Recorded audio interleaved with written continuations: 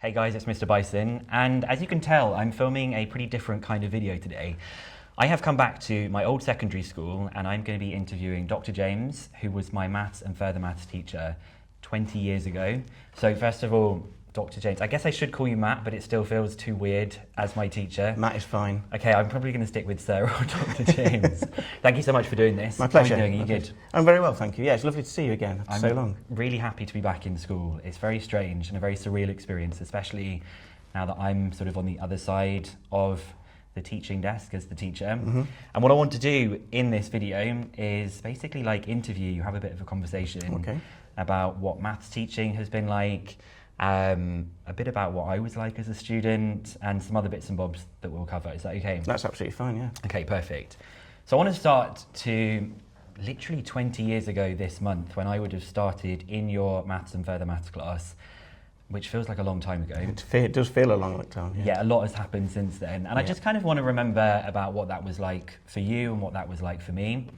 From my perspective, I remembered having my first lessons with you, and every day, waistcoat on, and beyond that sort of silliness of like always wearing the waistcoat, the lessons were just so brilliant and have had such a huge impact on me as a teacher, and now has an impact on me sort of wanting to meet you and sort of like make this video.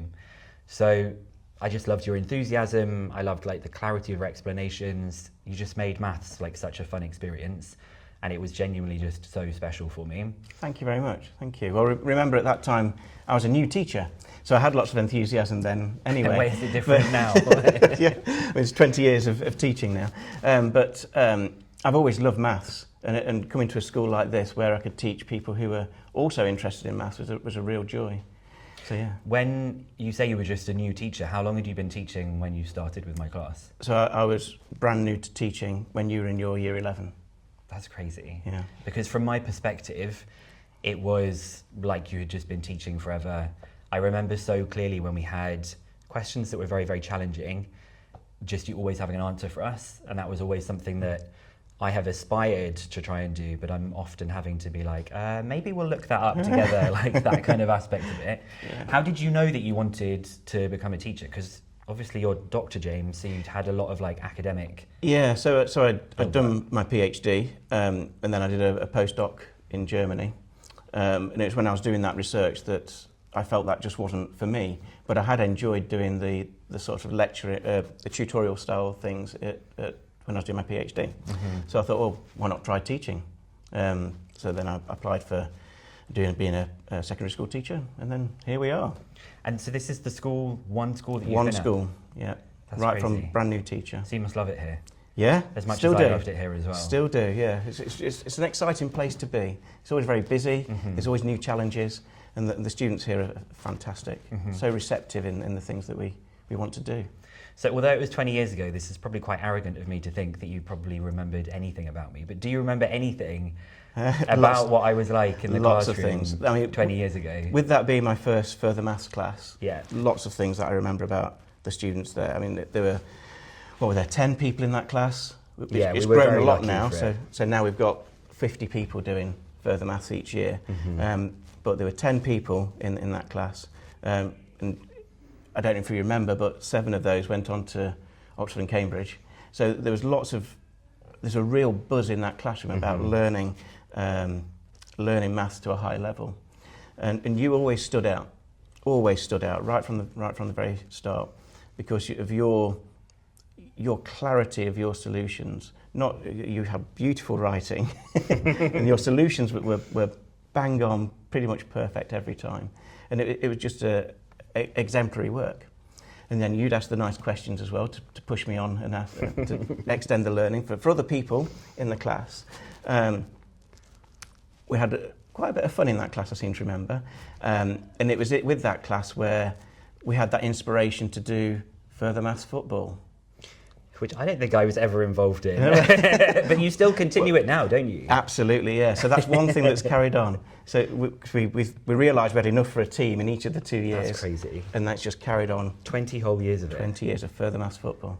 I feel very touched that you've remembered that my work was like neat and like detailed and like good clarity and stuff, because I think that's some of the stuff I try and communicate to students on YouTube and like in my classroom, I've always tried to say like laying things out.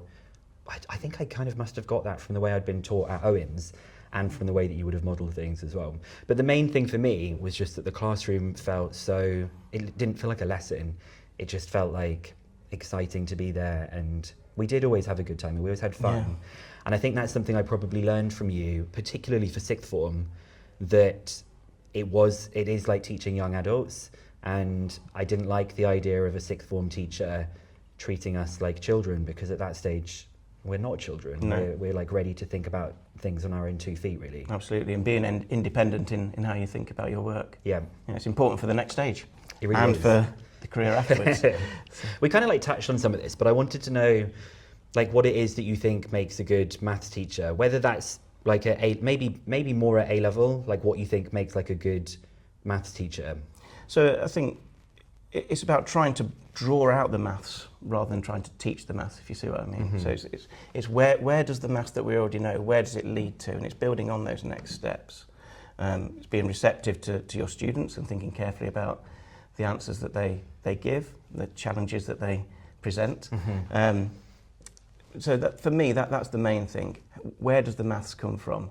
How can we draw it out from what we already know? So did you think very carefully when you were teaching like a particularly challenging topic, did you think really carefully about like how you were going to explain things and what you were going to say? That's where you put a lot of your time and thinking. So where is the groundwork? Is it fractions that's building up to polynomial work?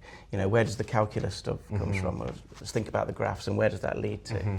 So yeah. It's interesting because there was a bit of a trend when I was training to teach in 2010 where everything was very like hands-on and interactive, and I often like trying to be encouraged to teach students about like calculus with a card sort.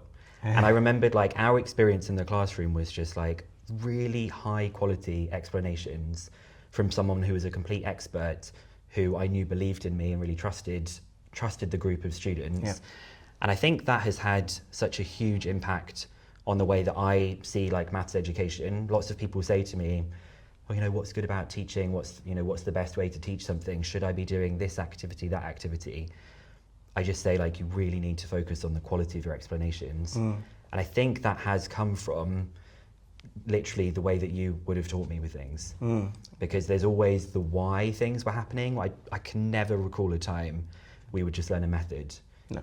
It was always like, why does this work? Like, where's this come from? Yeah. And I have lots of people commenting on things saying, oh my gosh, my teacher never explained like why this was true. Yeah. So I think that's really important to have the history of the maths. I mean, the problem with card sorts and TARSs and things, as soon as you've lost one thing, I know. It just doesn't work anymore. So it's not very eco-friendly. So yeah, I think it is explanations, clarity of method, so that you can check yourself the rigour of thinking from one stage to the next. And what about relationships with students, like the teacher-student relationship? Like, how do you kind of Well, you've touched on that yourself. You know, it is paramount that you see the sixth form students as adults, and how they move into their work. And it's building on that trust both ways, that this is the work that I'm giving you. I'm giving you this challenge.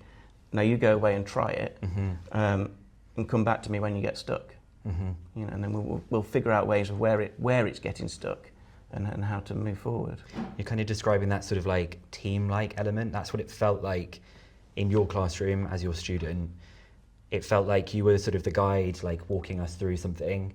Yeah. And then you'd be like, oh, we'll go off and explore this thing, but don't worry, I'm still here to kind of like talk you through it. Yeah. It was really a brilliant classroom to be in. Thank you. And I've obviously, as part of my earlier bits of teaching, have observed a lot of teachers, and I just always hold those experiences so highly. So thank you. It's about that high challenge and low threat. Yeah. It doesn't matter if you get it wrong. Low threat. I think for maths, for a lot of people, something that's mildly threatening can be like high alert. Yeah. Because it can be quite a fragile area for how people feel about maths. I tell people I'm a maths teacher, and adults will be like, oh my God, like, don't ask me anything about maths. It's just sort of like a culturally accepted thing to be like scared of maths. Yeah.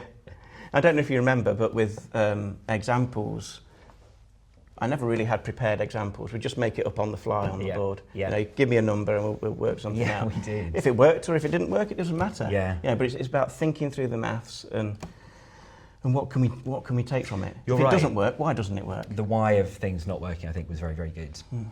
What about not about what makes a good teacher, but what do you feel makes a good student? It's those that are willing to have a go. You know, just have a go at trying the maths. It doesn't matter whether you get it right or wrong. It's the journey and the thinking about getting towards that solution. And you know, over time you will get more right. You know, over time you will think more carefully about the method. But it's about having that give it a go attitude, having resilience when it gets tough, just to step away and then come back as necessary. And not being too worried about getting the right answer all the time. I agree. I think a lot of it is also realising that it is hard and that hard things take a lot of time. Yeah. And I think sometimes we want shortcuts for things. And actually, if you can really like deeply engage with like what is going on, it sort of like pays back dividends in the future when you're like, oh, well, I understood that thing. Yeah. So the next thing is going to make so much more sense. Yeah. So sort of, that, like really investing in it is important. And part of that for me is, I maybe shouldn't say this to you, but is not using a calculator. You know, I try and draw away from that all the time, because if you're using a calculator, you're not always thinking about the methods for doing something. So it's bringing yourself away from that and just thinking carefully about. I used to say this to so many students. I know what like root 3/2 is as a decimal because our calculators couldn't even show thirds on it. So I know what like pi/2 would look like. I knew what pi/4 looked like because you just get like the decimals coming with it. So that actually is true. And we used to have non-calculator papers. I feel like that would be quite good if something like that was brought back. I don't know if people would agree with that. Be interesting, wouldn't it? I have a few quick fire questions for you. Okay. So the first one is, what's your favourite topic to teach? A-level maths or further maths? Okay, so probably differential equations. It's where my interests lay in my PhD. So I did a lot of work with those then, and they're just so versatile. You can describe absolutely anything in the world with differential equations, and that the techniques that you use to solve them, again, they're pretty varied. So for me, that's a lovely part of maths. It's obviously, I was going to be like, well, yeah, obviously I like that too, and then I've realised it's because you taught me it, and often the teacher's enthusiasm kind of like spreads to the students, so I also loved that too. Hardest topic to teach? Hardest topic to teach? You know what, it's probably something like fractions. Oh yeah, like if you don't get fractions, it's over. I mean, like they're so important. And we've been learning them from year 5. But yet still we're teaching them. Still at A-level, you're still teaching algebraic fractions. And why do we need the same message again? Just learn your fractions. You know? What is the derivative of tan x? That's sec squared x. That was a very quick answer. Stats or mechanics? Mechanics. Good choice. And waistcoats or jumpers? Always waistcoats. Always waistcoats. Every day a waistcoat. Always. And I guess the last thing I wanted to ask you is what advice might you have for current year 12s and 13s who might be watching us talking? What could you kind of impart to them?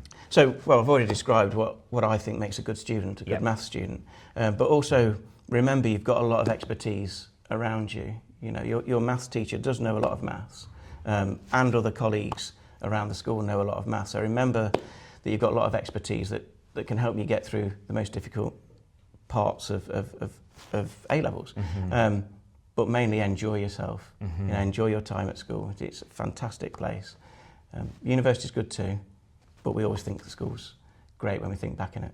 I like that. Thank you so much. It's I've my absolutely pleasure. loved talking with you about this. You too. I feel really, really privileged to be back here and having this conversation, so thank you. Thank you. That was fun. It was all right. That was perfect.